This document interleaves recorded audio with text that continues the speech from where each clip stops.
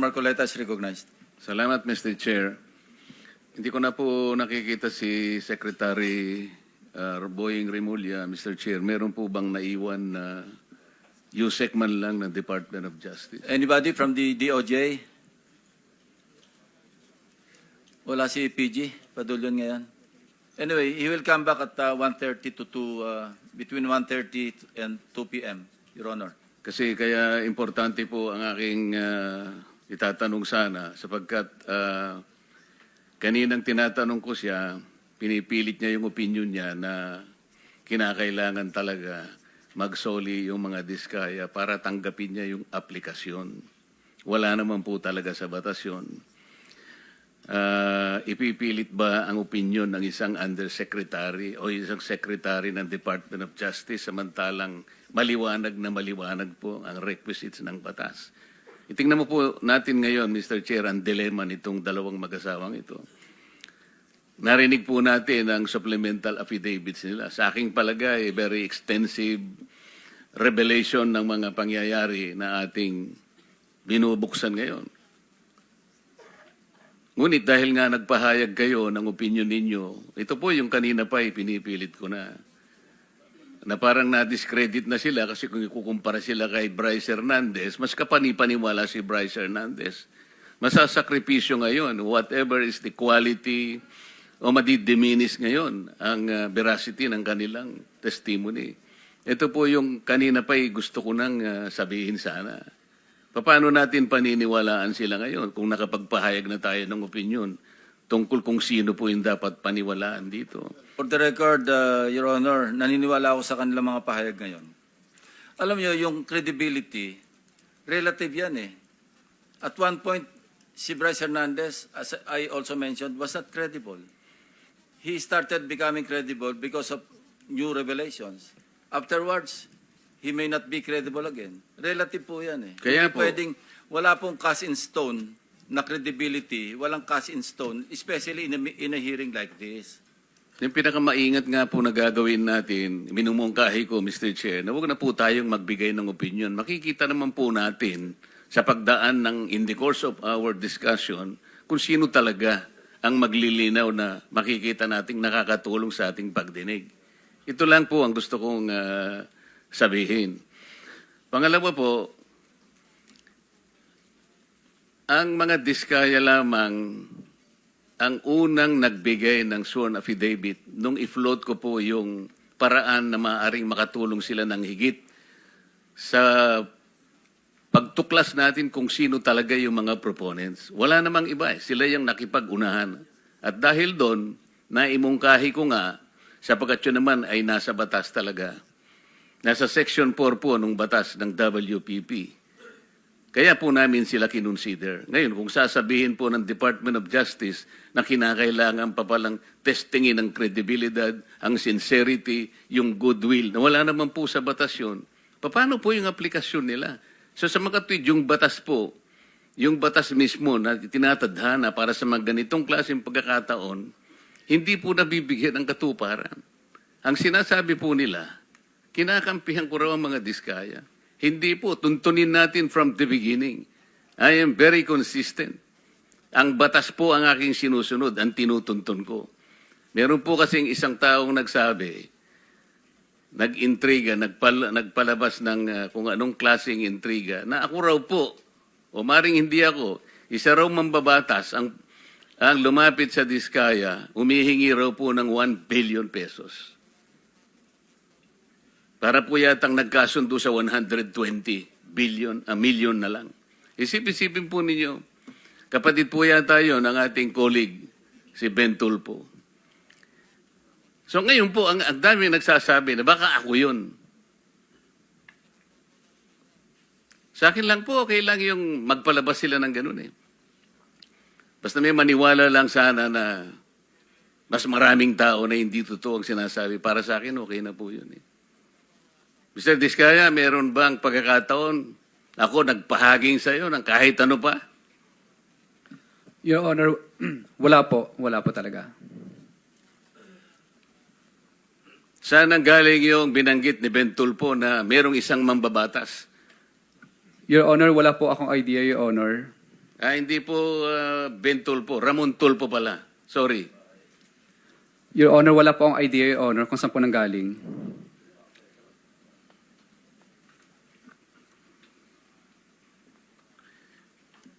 Balik po tayo dun sa sistema na gusto kong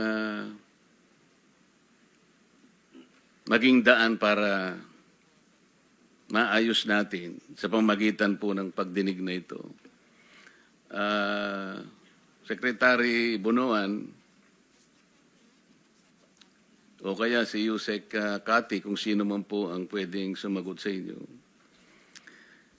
Natukoy na po natin kanina yung taba ng budget na halos 1 trillion pesos ay talagang naidagdag sa budget na hindi naman kailangan. At ngayon po, ito yung ating pinagtatalunan. Sino po bang may kagagawan kung bakit lumubo ng ganito ng budget na hindi naman natin kailangan? Halimbawa po, yung mga party list, Yusek Kati or Sec Bunuan, meron kayong Code 160. Magkano po ba yung binibigay nyo sa mga congressmen na party list? Magkano po ba yung nakatoka para sa kanila? Your Honor, I think we are locating 160 million per party list. 160 million, Your Honor. Sa party list po yun? Sa party list, Your Honor. Yung regular po na congressman? The regular congressman, the allocation is based on a formula that we have already agreed. Average po? Well, Kasi 300-something congressmen. Tama bang i-assume na mag-average sila ng 1 billion bawat isa? 1 billion, Your Honor. Sorry. Opo. On the average, Your Honor, maybe. Yan nga po. So, tingnan niyo po niyo yung lopsided. Tingnan po niyo yung pagkakaya. Pag party list ka, masaya ka na po sa 150. Nagsimula pa po yun, 130. Totoo po yan. Kasi po matagal akong nag-party list eh. Kaya po pag sinabi ng speaker sa amin, ang para sa inyo, ganito, magsimula na kayong maglista. Nationwide po ang constituency ng party list. Kaya po, magsimula. Saan mo dadalhin yung 150 million buong Pilipinas? Kaya po, merong isang barangay, sasabihin ko sa kanila, pwede bang 500,000 na lang muna kayo? Kasi paghahatian po ninyo ito. Sasabihin sa amin ng ibang mga barangay kapitan, sa kubeta lang po, hindi na po kakasa ito. Kawawang-kawawa po ang party list. Regular, 1 billion. Samantalang ang distrito po niya, lalong-lalo na po kung Batanes. Ilang tao lang ba ang Batanes? Yung Butante yata ron, 9,000 lang ang Butante. Pero meron siyang 1 billion. Ang party list, nationwide ang constituency, masaya ka na sa 150. Ito yung sistema pong mali. Hindi ko malaman paano po ninyo ina-allocate. Yung allocation po ang problema rito. Yung pong code na 143, USEC, para saan po yun? Magkano po ang nakatoka ron? Pwede pong i-clarify, ano po yung 143? Yung pong mga insertions, magkano po yun? Kanina po, pinag-usapan natin. Sa Congress, magkano po yun? Sa House of Representatives. Yung House of Representatives, Your Honor, meron yung leadership fund din. Natapos na po tayo doon. Okay. Sama-sama na po doon. Nasa 450B na po yun. Pati yung allocable. Yes, Your Honor. Yeah. Yan po yung...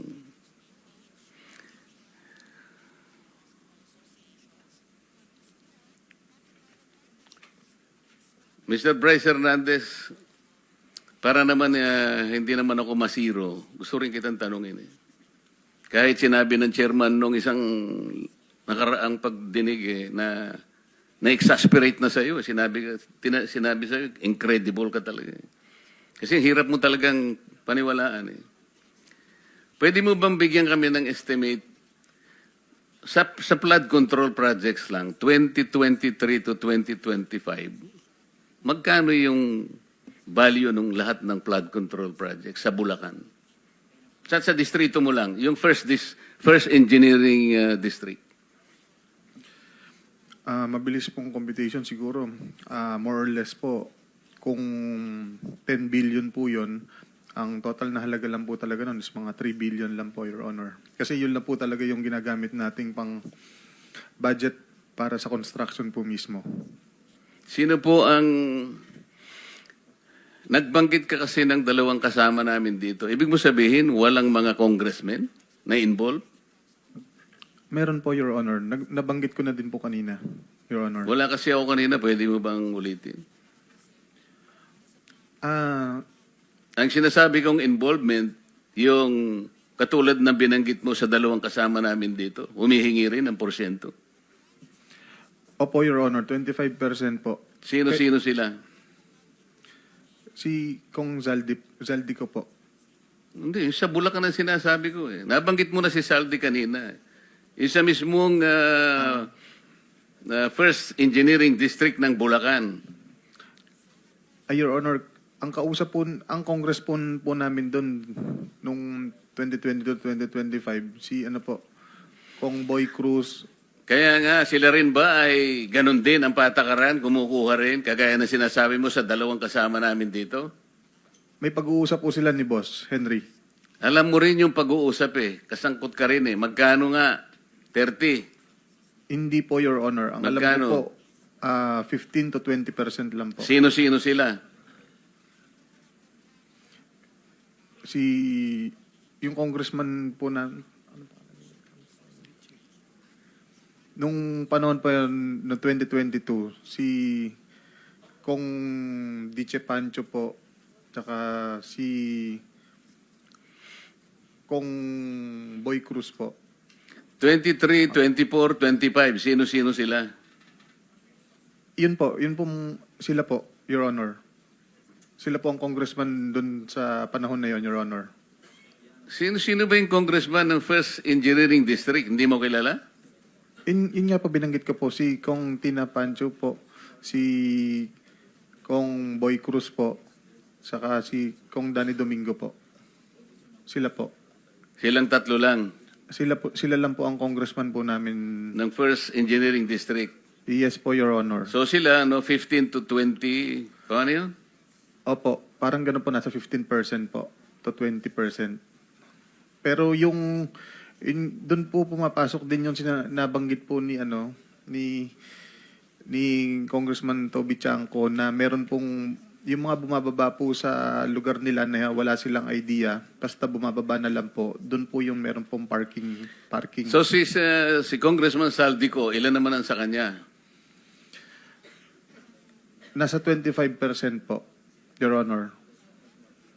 25% ng how much? Kung magbaba po siya Kanina sabi mo 3 billion, di ba? Opo, kung magbaba po siya ng 1 billion, that's 250 million po, Your Honor. Sinabi mo na kanina, yung total sa First Engineering District, 2 billion pesos. 3 billion pesos, kamo. Example lang po yun, Your Honor, na yun lang po yung magagastos sa actual construction po, Your Honor. For example, na 10 billion po. Pero ang magagastos, Ang magagastos lang po talaga sa actual na pagpapagawa ng proyekto is kung 10 billion po yung budget, nasa 3 billion lang po. I think matitira 7 billion. Yun po doon po pumapasok yung mga iba-ibang gastos, Your Honor. Kasama na po yung proponent. Ilan nga yung gastos para sa proponent? Yun ang malaki. Opo, Your Honor. Ilan sa 7 billion ang para sa proponents? Yun po, 25 to 30% po. Magkano nga yun? 2.5 to 3 billion po, Your Honor. 2.5 to 3 billion? Yes po, Your Honor. Opo. Of 7 billion. Hindi po. 25 to 30% of 7 billion. Kaya nga 3.5, 2.5 to 3.5. Your Honor, hindi po kasi, ano po, ang titingnan po kung magkano po yung ibinabang budget sa appropriation, for example po, 10 billion, kukunin po dun sa 10 billion yung 30% po. So, that's 3 billion po. Yun po yung proponent po. Sa buo. Opo, Your Honor. So yung proponents, 3 billion. Opo, in short, 30% po kung magkano po yung ibababa.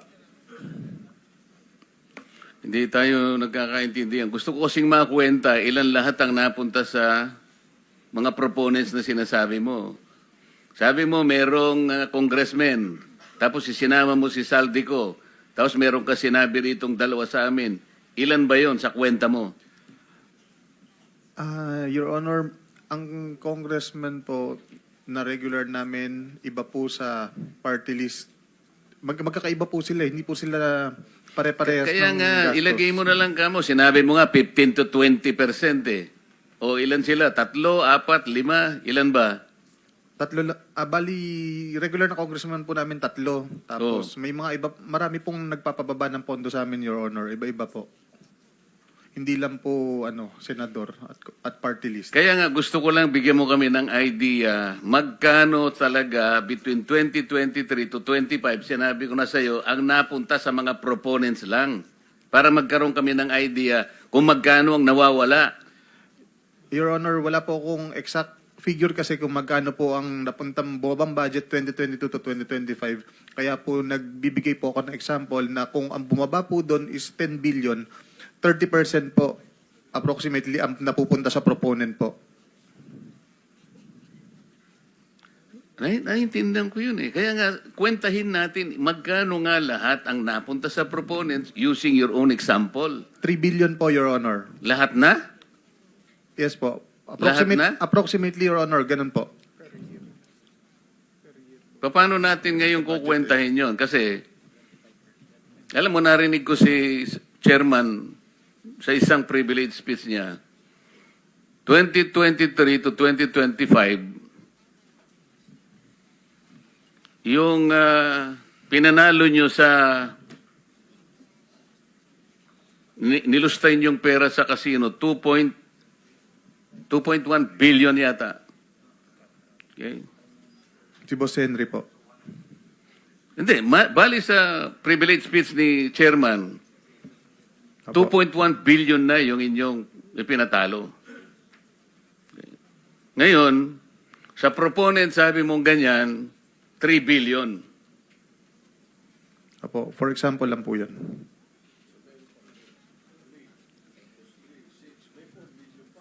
Saan yung 4 billion?